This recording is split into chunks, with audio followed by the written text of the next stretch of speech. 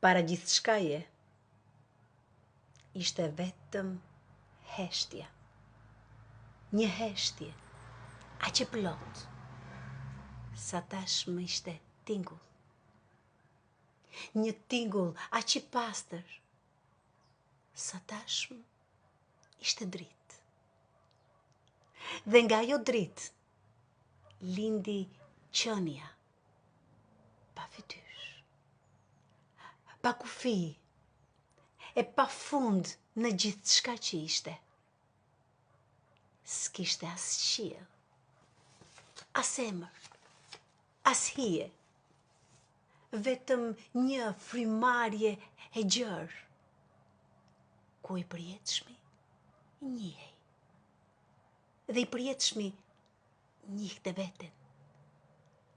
Nga plotësia u ngritën val, mendime drite, forma të vetdijes, dhe secila prej tyre ishte një pasqyrim i tërësisë, që donte veten në çdo rreze.